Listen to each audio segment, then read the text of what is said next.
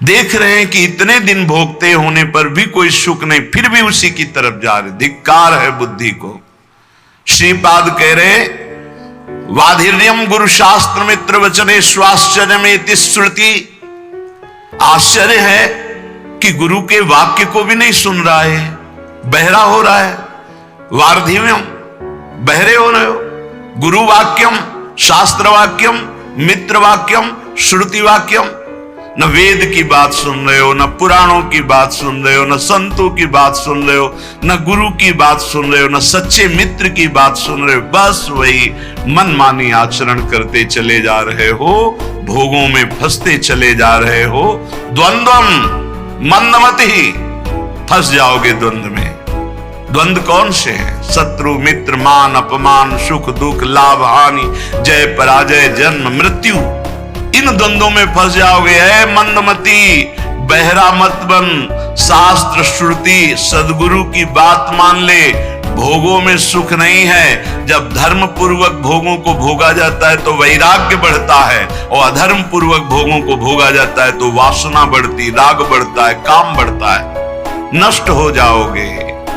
कहीं आज तक किसी को सुख नहीं मिला। जब मिला तो अंतर्मुखता में अपने हृदय में विराजमान सच्चिदानंद भगवान के चिंतन से मिला। घोरतम दुख है इस संसार में। तुम्हें केवल पुण्य बल से सुख दिखाई दे रहा है। जहां तुम्हारे पुण्य नष्ट हुए कितना दुख है तुम्हें पता नहीं। आज पुण्य बल है इसलिए तुम्हें लग रहा है बड़ी मौज है, लेकिन कल आने वाला है पाप का फल, दुख बड़ा भयानक। जो विपत्ति, संकट, नाना प्रकार की दुर्दशाएं, फिर नहीं बस चलता फिर तो अगर अभ्यास भजन का है तो उस दुख समुद्र को पार कर जाओगे, नहीं डूब जाओगे उसी में डूब जाओगे।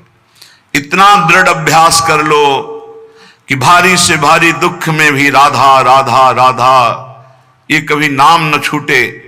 तो जैसे आप रस्सी का सहारा पकड़ लिए हो मजबूत, तो आप डूबने नहीं पाओगे, वो आपको पार कर देगी। ये दृढ़ नाम की डोर है, नाम की डोर पकड़ लो। ये भगवान के चरणों में आपको पहुंचा देगी संसार समुद्र से पार करके। नहीं घोर दुखमय है, अभी आपको अनुभव में नहीं आ रहा। इसलिए एक्सीडेंट हुआ, कहीं का लोहा कहीं घुस गया, फंसा पड़ा है, कितने घंटों में तड़प तड़प के वो मर रहा है। तुम्हें क्या पता वो कितना कष्ट भोग रहा है, कैसे कैसे कष्ट है, कहां तक वर्णन करे। रोगों के भयानक कष्ट हैं। यंत्रणा नरक की, यंत्रणा जेल की, यंत्रणा इस शरीर के नाना प्रकार के कुविचारों की। बहुत दुख है। मलिन अंताकरण होने के कारण जो सुख समुद्र प्रभु उनसे विमुख होकर दुख की तरफ चल रहे हो। भाई दुख है, घोर घोर दुख। देखो महापुरुष कह रहे घोर दुख, हमें अच्छा दिखाई दे रहा है। यही हमारी बुद्धि भ्रमित कर रही। हमको अभी अपनी बुद्धि की बात न मानकर गुरुजनों की बात माननी होगी। दुख घोर घोर दुख, और उधर ही बढ़ रहे हैं हम, उधर ही बढ़ते चले जा रहे। ध्रुवम परिवृतम, परम सत्य है। भोगोगे दुख अगर भगवान का भजन नहीं किया, भगवान की शरण में नहीं हुए। यस्यादि मध्यांतिमम, जिसमें प्रारंभ में दुख, मध्य में दुख, अंत में दुख। संसार का कोई भी भोग तृप्त तुम्हें नहीं कर सकता। अविनाशी के बच्चा हो, प्रकृति से तृप्त नहीं हो सकते, परमात्मा से ही तृप्ति का अनुभव होगा। योत्यंतासु विनश्वरोति निरता यत्रापि वित्सु कराह। ये जितना तुम देख रहे हो सबका विनाश होगा पक्का। इधर दीवाल है, इधर 50 जानवर हैं, हरी हरी घास खा रहे हैं, और दीवाल के पीछे गड़ासे में कटते चले जा रहे हैं। घास खाने वालों को यह पता नहीं कि हम भी नंबर में हैं। ठीक ऐसे ही ये सुख की छाया की दीवाल डालकर माया मुझे फंसाए हुए, और काल काटता चला जा रहा है, विनाश करता चला जा रहा है। समय, जहां समय आया आप भी मारे जाओगे। कमा लो, हरिनाम कमा लो, भगवान नाम कमा लो, परहित कमा लो, दूसरों को सुख पहुंचा लो। यही तुम्हारे काम आएगा। दूसरों से छीन झपट कर सुख लेना, मनमानी पापाचरण करना, भगवान का विस्मरण की हुई जीवन व्यतीत करना काल आके नष्ट कर देगा। बहुत बढ़िया चांस खो दिया। ये जो मानव देह है बहुत बढ़िया चांस है, जो चाहो आप बन सकते हो। श्रीपाद कह रहे हैं जिन भोगों के लिए तुम लालायित हो रहे हो विटसु करा, ये उन सब नीच पशु पक्षियों को भी प्राप्त है। 20-20 बच्चे होते हैं सो करके। तुम्हें जितना बढ़िया मोटा गद्दा में सुख मिलता है उसको कीचड़ में मिलता है, चारों पैर फैला के आनंद से सोने में। तुम्हें जो रबड़ी रसगुल्ला खाने में सुख मिलता है उसको विष्ठा में मिलता है। जैसे तुम्हें मैथुन धर्म में सुख मिलता है ऐसे उसको भी मिलता है। जैसे तुम्हें अपने बच्चों से प्यार, उसको अंतर क्या रह गया? अगर परमात्मा का भजन नहीं हुआ तो तिनते खर सूकर स्वान भले भले इसलिए कि अपने पाप कर्म को भोग कर ऊपर उठ रहे हैं, और तुम मानव देह प्राप्त करके भजन न करके पाप कर्म करके नीचे जा रहे हो। मानव देह प्राप्त करना बहुत दुर्लभ विषय, दुर्लभ हो मानुष्यो देहो। इसलिए श्रीपाद कह रहे योत्यंत्यासु विनस्वरोति निरता। चाहे तुम पत्नी से प्रेम करो, पति से प्रेम करो, पुत्र से प्रेम करो, परिवार से प्रेम करो, जगत से प्रेम करो, कब कौन बिछुड़ जाए कोई भरोसा नहीं। क्यों कह रहे अत्यंत्यासु विनश्वरो, आत्यंतिक बात है, आखिरी बात है, सब नष्ट होगा। यहां बैठा लो। इसी बात ने घर से भगाया था। यही बात पूर्व जन्म के किसी सुकृत भजन के प्रताप से बाल्यावस्था में दिमाग में छा गई। वो ऐसे छा गई कि किसी से कह नहीं सकते थे अपनी बात। कैसे तुम्हें बताए? एकांत में चले जाते हो रोते, एक अव्यक्त पीड़ा, कोई हमारा नहीं, सब कोई जाएगा, आखिरकार है कौन जो मेरा साथ देगा? मेरा है कौन? तो बार बार उत्तर आता भागो, इस संसार से भागो। एक भगवान है जिनको प्राप्त करने के बाद ये प्रश्न खत्म हो जाएगा। भागो। कोई ऐसा थोड़ी कि समस्या, कोई दुख, कोई घटना। 13 वर्ष की अवस्था में क्या समस्या, क्या घटना? उस समय तो माता पिता के द्वारा पोषित स्कूल का सेवन करने वाले विद्यार्थी, उस समय यही योत्यंतासु विनश्वरोति निरता। सब मरेंगे, सब नष्ट होगा, और सब मर गए। जिन जिन को अपना मान रहे थे सब खत्म। अगर प्रभु की शरण में ना हो तो यहां जिस जिस को अपना मान रहे हो सब छूट जाएगा। इस शरीर को अपना मान रहे हो वो भी छूट जाएगा। तो क्या करने आए हो? बोले सच्चिदानंद की प्राप्ति करने के लिए ये मानो साधन धाम मोक्ष कर द्वारा। यत्रापि विटसु करा विणमोत्रादिमलम छरत्य विरणम द्वारैर्मुर्वीक्षते। वीक्षते, देख कहां आसक्त है? जहां से मूत्र निकलता है, जहां से शौच निकलती है। विणमूत्रादि मलम छरत्य विरलम द्वारैर्मुर्वीक्षते।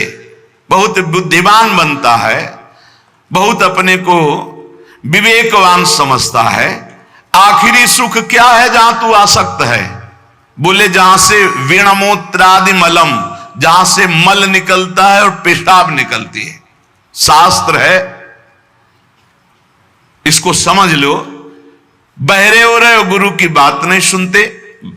बाधिर्यम गुरु शास्त्र मित्र वचने स्वाश्चर्य में श्रुति। न वेद की बात सुनते हो, न गुरु की बात सुनते हो, न शास्त्र की, न परम हितैषी मित्र की। क्या तुम्हारी दुर्दशा है जो तुम मनमानी चल रहे हो?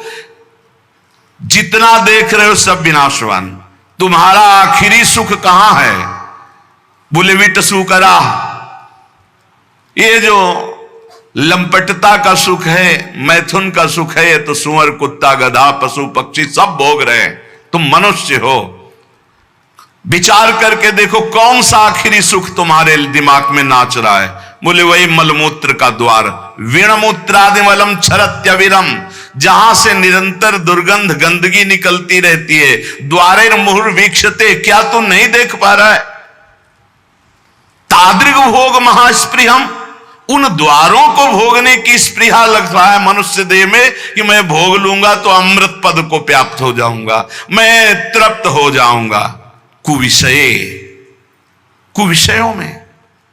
माम त्राहे माम वृंदाटवी, हे मेरी मां वृंदावन वृंदाटवी, मुझे बचा लो, ऐसी कुबुद्धि से बचा लो। उपाय बता रहे हैं श्रीपाद, यदि ऐसी बुद्धि है तो भगवान को पुकारो। त्राहिमाम शरणागत प्रतिपाल, हे वृंदावन धाम, हे राधा नाम, हे किशोरी किशोरजू, हमारी बुद्धि को शुद्ध करो और हम धर्म पूर्वक विषयों का सेवन करते हुए आपकी आराधना करें।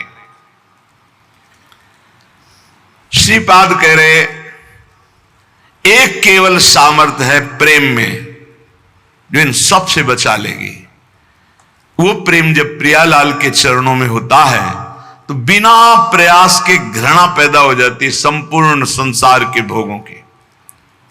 ब्रह्मादिक के भोग सब विषम लागत ताहि, नारायण ब्रज चंद की लगन लगी है जाए। श्री तुकाराम जी के महाराज की स्थिति ये देख के कि कई कई दिन भोजन नहीं मिलता तो वीर शिवाजी, छत्रपति शिवाजी बड़े रत्न भोजन सामग्री सब वापस कर दिया। मैं विट्ठल के जिलाए जीता हूं, मैं किसी और के। जबकि महाभागवत श्री छत्रपति शिवाजी समर्थ स्वामी रामदास जी के शिष्य महाभागवत और बराबर आया करते थे तुकाराम जी से सत्संग करने, कीर्तन सुनने, नहीं स्वीकार किया। कंचन त्यागी। आपने देखा आपकी धर्मपत्नी भी थी, वो प्रायः इसी बात से दुखी थी कि वो कभी वार्ता ही नहीं करते थे, हर समय राम कृष्ण हरि विट्ठल। कल प्रसंग में सुना कि एक सुंदरी स्त्री, नवयुवती, जब देखती कि भंडारा पर्वत की तरफ एकांत में जाते हैं, उनका बहुत सुंदर लावण्य श्री तुकाराम जी का, क्योंकि हर समय प्रभु में उन्मत्त रहते, तो जो भगवान का चिंतन करते उनमें एक आकर्षण पैदा होता है। जैसे समस्त आकर्षणों का केंद्र कृष्ण है, आकर्षित, तो ऐसे ही कृष्ण सुमिरन, राम सुमिरन, हरि सुमिरन, तो भगवान का आकर्षण प्रकट होता है। तो हर जीव जो देखता है उनकी तरफ लुभायमान हो जाता है। बहुत भी पापी ही हो तो वो राग न करके द्वेष कर बैठेगा, वो निंदा करने लगेगा। निंदा करना भी एक प्रियता का आंतरिक लक्षण है, कि जैसे हम किसी वस्तु को पाना चाहते हैं, नहीं पा पा रहे तो हम उसकी निंदा करने लगते हैं, पर उसका महत्व है, उसकी प्रियता है, ये आंतरिक चिंतन का विषय है। अगर राग नहीं होगा तो द्वेष हो ही नहीं सकता। जब उस वस्तु पर महत्व होता है, हम प्राप्त नहीं कर पाते तो वो कुछ ऐसे लोग होते हैं जो द्वेष करते, पर उनके अंदर भी निगेटिव प्रियता रहती है। वो एक जो विचारवान हो जान रहे कि हमें प्यार करता है, पर प्यार करने का ढंग नहीं आता, इसलिए ऐसे प्यार करता है। वो तुकाराम जी के पास एकांत में गए, भंडारा पर्वत पर, मुस्कुराना, आकर्षण करना, काम चेष्टाओं की वृत्तियां प्रकट करना। तो उनका पराविया नारी रखुमाई समान, हे गेले नेमुन ठाई चेंची, जाए वो तुम आते न करी सायास, आमी विष्णुदास तैसे नहीं। हम ऐसे वैसे नहीं, हम विष्णुदास हैं, हरिदास हैं। ए माई, तो रुक्मिणी माई के समान मेरी पूज है, माता है। विट्ठल भगवान के वामांग में जो विराजमान रुक्मिणी माई है, रखुमाई समान, रखुमाई रुक्मिणी माता, मेरी दोष दृष्टि कभी तुम्हारे प्रति हे माता कभी नहीं हो सकती, क्योंकि मैं देखता हूं कि साक्षात भगवान की अर्धांगिनी महालक्ष्मी स्वरूपा वही आप हो। रुक्मिणी माई के समान मैं तुम्हें देख, तुम्हारी ये चेष्टाएं मेरे ऊपर कोई प्रभाव नहीं डाल पाएंगी, व्यर्थ में समय नष्ट मत कीजिए। मैं हरिदास हूं, मैं कोई ऐसा वैसा नहीं हूं। तुम्हारा ये पतन करने की चेष्टा मुझे लुभायमान नहीं कर सकती। जाओ, अगर तुम्हें पुरुष ही चाहिए तो संसार में बहुत पुरुष हैं, मैं हरिदास हूं, तो मुझे लुभायमान नहीं कर सकती। तुकाराम जी की बात सुनकर वो शर्माई, सकुचा गई। तो उनका तुम्हारी चरण वंदना करता हूं, आप निर्भय और निश्चिंत होकर जाओ। हम कभी तुम्हारी निंदा भी नहीं करेंगे, कभी किसी से कहेंगे ही नहीं, पर हम हरिदास हैं, हम तुम्हारी लुभावनी वृत्तियों पर आने वाले नहीं। कंचन विजयी, कामिनी विजयी। वो बहुत लज्जित हो गई। आपको कोई गर्व नहीं है कि मैं ऐसा नहीं, मैं हरिदास हूं, इसलिए मेरे में हरि कृपा है तो मुझे हरि बचा रहे हैं। जिनके हृदय में निरंतर भगवान का नाम नहीं चलता, ध्यान से सुनना, उन्हीं को ये काम क्रोध लोभादि वृत्तियां फंसा लेती हैं, उन्हीं को फंसा। और जहां नाम चल रहा है वहां फंसने की गुंजाइश नहीं रहती।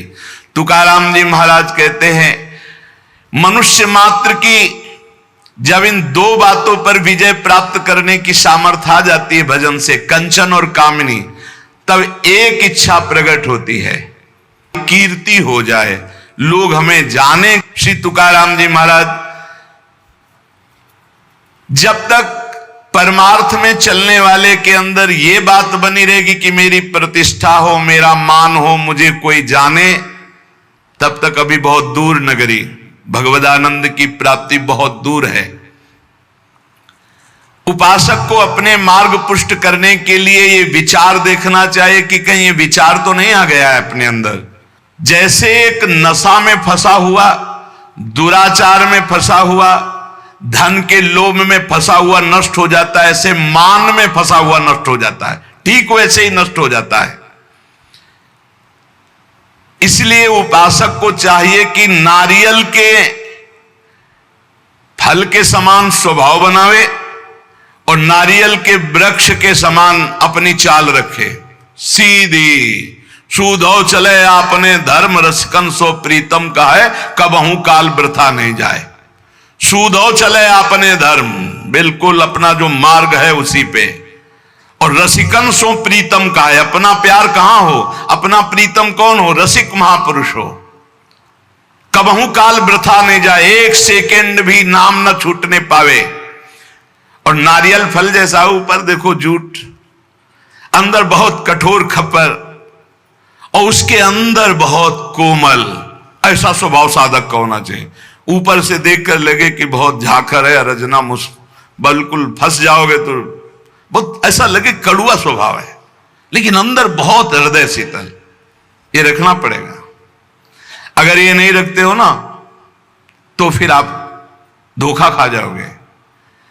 महापुरुष कह रहे हैं, ऊपर से नारियल वाला स्वभाव, जूट देखो कितना कठोर जूट, उसके ऊपर कठोर कवर, फिर अंदर मलाई जैसा एकदम, अंदर हृदय बहुत कोमल, लेकिन बाहरी स्वभाव रुक्ष।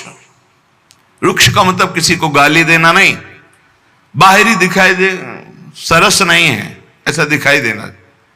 महापुरुषों को देखो, रस के समुद्र हैं, आप प्रणाम करो, नमस्कार, मौज आवे तो भले, नहीं तो देखेंगे नहीं, बोलेंगे नहीं, श्री हरिवंश बोलेंगे नहीं, प्रणाम मतलब ही नहीं, ग्रीवा झुकी अपने आप चले जा रहे हैं।